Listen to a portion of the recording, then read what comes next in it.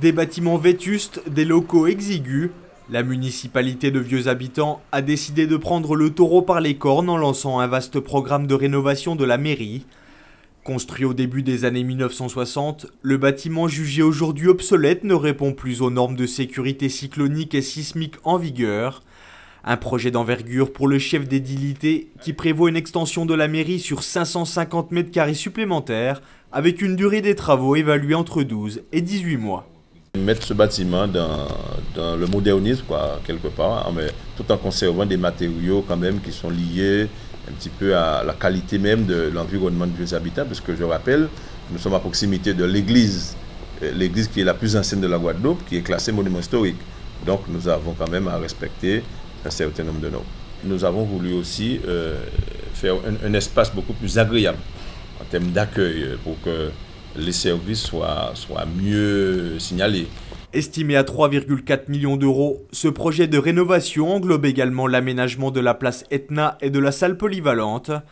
Pour les employés des différents services, l'extension de la municipalité permettra surtout d'améliorer leurs conditions de travail et l'accueil des administrés. C'est un très bon projet pour la commune déjà et pour le personnel parce que depuis quelque temps, par rapport aux nouvelles technologies, on n'a pas suffisamment de place pour s'épanouir dans notre tâche. Ça nous permettra de travailler correctement, agréablement.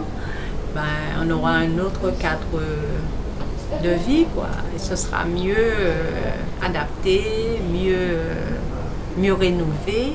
Ce sera une belle chose pour nous. Pour nous, la rénovation, c'est une bonne chose pour le service. Surtout, on est en état civil et sur l'armée. Et en période électorale, c'est vraiment gênant parce qu'on a les yeux nos pieds et c'est vraiment gênant pour les administrés. Et on est vraiment à l'étroit. Au service des ressources humaines, ça sera une très bonne chose parce qu'on travaille dans des conditions, on est un peu à l'étroit. Et on n'est pas dans des conditions pour bien recevoir, en tout cas, le personnel.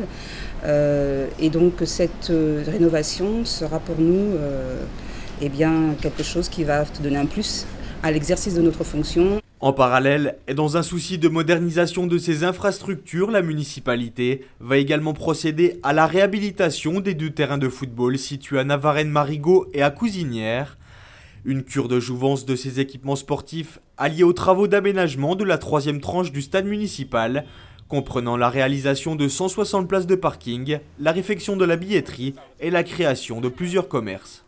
Ici, nous aurons un parvis et une billetterie pour relooker un petit peu l'entrée du stade.